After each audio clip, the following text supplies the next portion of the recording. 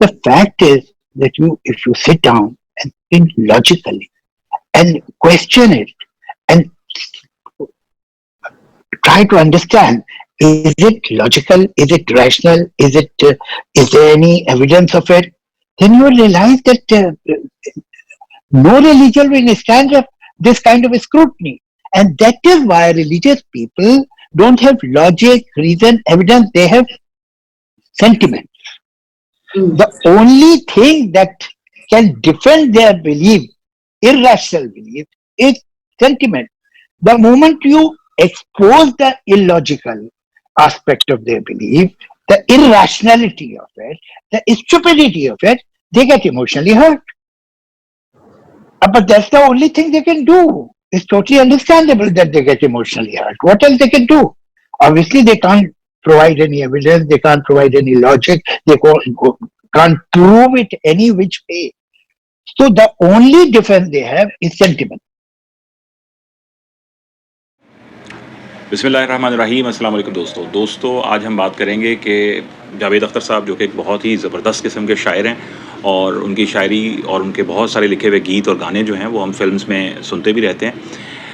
एक बहुत ही आला पाए की ज़हनी काबिलियत रखने वाला शख्स ही इतनी बेहतर शायरी कर सकता है, लेकिन जब वो एथिसिज्म के एडवोकेट बन के एथिसिज्म के लिए आर्ग्यूमेंट देते हैं और जब उसे सुनते हैं हम, तो एक थोड़ा सा जानने वाला शख्स या थोड़ा सा गौर व फिक्र करने वाला शख्स भी इस बात को जज कर लेता है कि इसमें प्रेजुडिस मौजूद है, एक तासुब मौजूद है, एक बाइस मौजूद है।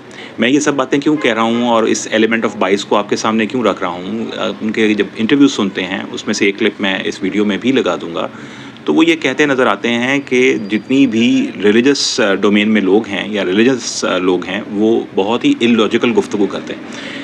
लॉजिक जो है वो कहते हैं करेक्ट रीजनिंग को, रीज़न जो है वो हम कहते हैं किसी चीज़ के कॉज को। जब हम कोई कॉज देते हैं तो हम कहते हैं हम रीज़न दे रहे हैं, और जो रैशनैलिटी है वो बुनियादी तौर पे किसी भी चीज़ को एक्सप्रेसिबल बनाना है कि आप एक्सप्रेस कर सकते हैं उसको या नहीं कर सकते हैं।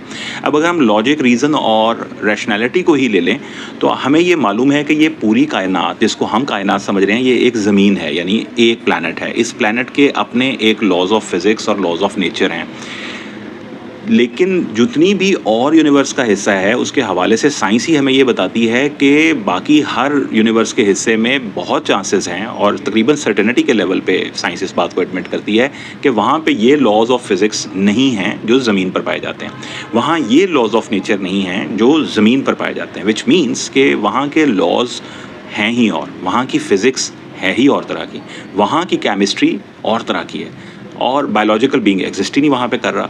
तो ऐसी सूरत में एक शख्स जो अगर एथीस्ट है और वो एक इल्म का दावा कर रहा है तो हमें ये मालूम होना चाहिए कि उसकी तमाम रीजनिंग जो है वो सिर्फ इस प्लैनेट के हवाले से है। Whatever he thinks is right is regarding this planet on which we are living.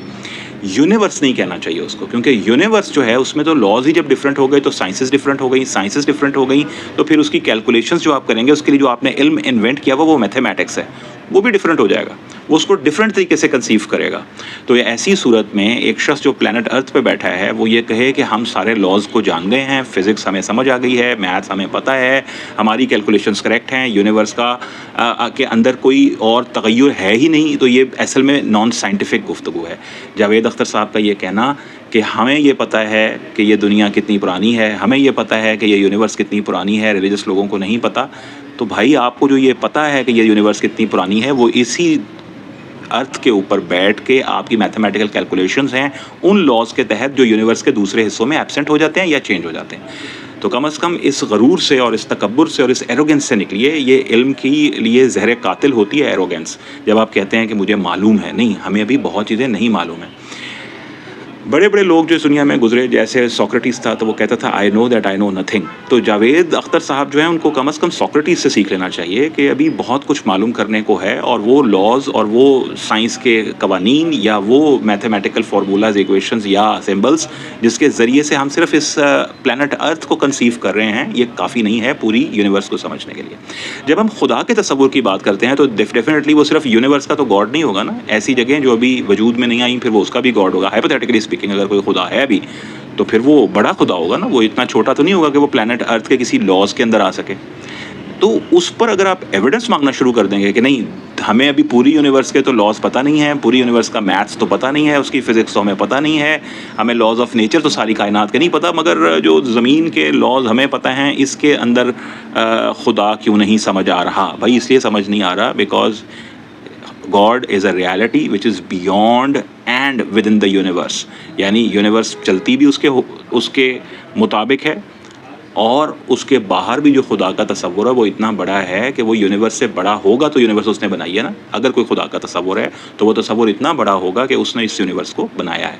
تو جب یونیورس خود ایک تغیر رکھتی ہے، ویریبلٹی رکھتی ہے، اگر وہ چینج رکھتی ہے اپنے لاز کے، تو ایک سیارے پہ بیٹھ کے، ایک پلانٹ پہ بیٹھ کے یہ کہنا کہ مجھے سب کچھ سمجھ آ گیا ہے اور اس میں خدا کا تصور ہے ہی نہیں، میرا خیال ہے یہ شاید ریشنلٹی کے خلاف ہے. Rationality of expression which we have learned from the laws of physics on earth is not applied anywhere else in the universe. Therefore, the existence of God کو question کرنا planet earth پہ اس limited knowledge کے ساتھ یہ شاید بہت پری mature ہے، اور شاید ہم اسے میچورٹی نہیں کہیں گے.